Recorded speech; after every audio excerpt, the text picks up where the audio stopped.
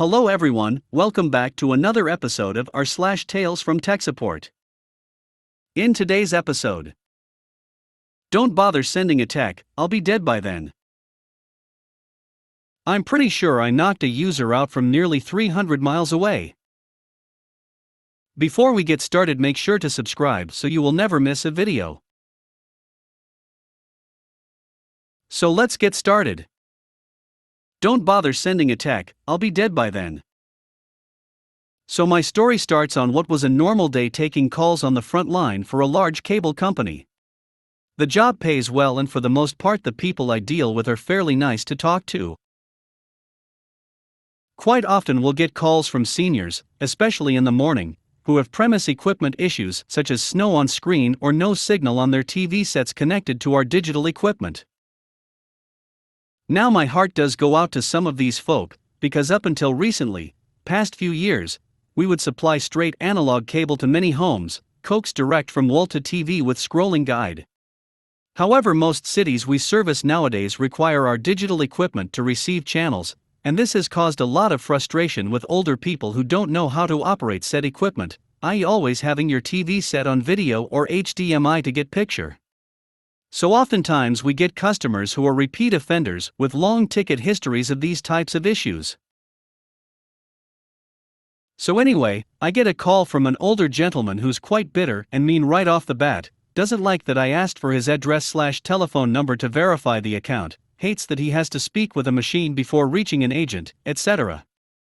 I have some experience handling these types of customers, however this call was going to be a little different. I spent over 45 minutes with this guy, we'll call him Mr. Smith, trying to get his TV set connected to the digital box properly so he could receive a picture. No luck. He was getting clearly frustrated by the whole ordeal and started blaming me for not being able to do my job properly, how I was useless, etc.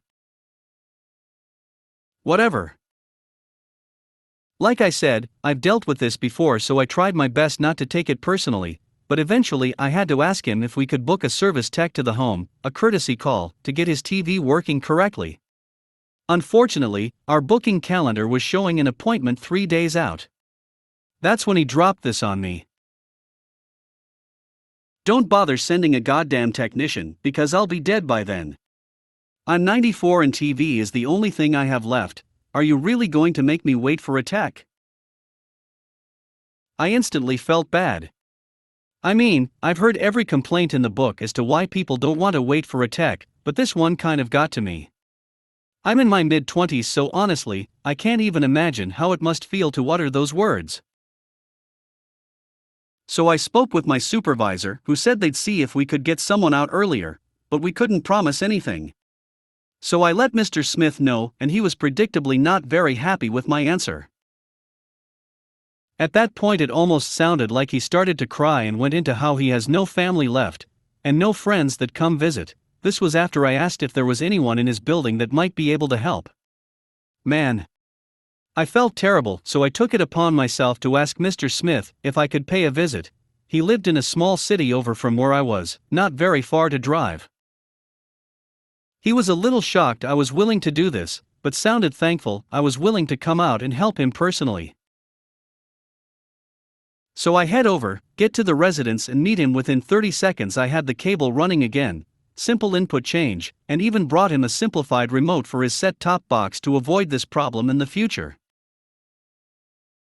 That's when he started crying. He goes into how he hasn't actually spoken or really interacted with anyone for years. He gave me a hug and told me how thankful he was that I came out and helped him, and told me how sorry he was for being so mean earlier on. I said it was no problem and I was happy to help, and that was it. I left. 3 weeks later, my supervisor comes to my desk and asks me if I could come speak with her for a bit about an account for Mr. Smith. Turns out, he sent the cable company a letter outlining how thankful he was for helping him with his issue, and how it really made an old man happy again for once in a very long time. The letter was framed and put on our front entrance to retail. I guess the moral of this story is no matter how nasty someone is to you over the phone, sometimes they're not always a terrible person and just going through a lot. I still think about Mr. Smith occasionally when I get those nasty customers, and it makes me feel a little better. Anyway, thanks for reading. Just thought I'd share how this one call changed my outlook on life. Smiley face. I'm pretty sure I knocked a user out from nearly 300 miles away. I work help desk for a retail store chain in the UK. I had a call from a store about a till drawer that wasn't opening after a transaction. Me, could you check that the till is plugged into the back of the PC? User, sure, 1 second. I hear him rummaging under the desk. User, yeah, it's plugged in. The POS software occasionally forgets which COM port to operate for the till drawer. Me, I'm just going to try to open the drawer manually. Can you stand back from the drawer so it doesn't hit you? User, haha, sure. I open up CMD and try to open the drawer. Echo ACOM 1. Nothing. Echo ACOM 2. Ugh. Thud. Me, hello? I heard something. Did the drawer open? User. Me, hello? After around 20 seconds, a woman picks up the phone laughing. User 2, user had to go to the bathroom to clean his nose. The till drawer hit him in face and bust his nose. We'll call you back later. Whenever I want to reach through the screen and smack a user, I'll always think back to this story and remember that it's possible. If you made it to the end of the video, thanks for watching. Don't forget to like, subscribe and share, and we will see you in the next video.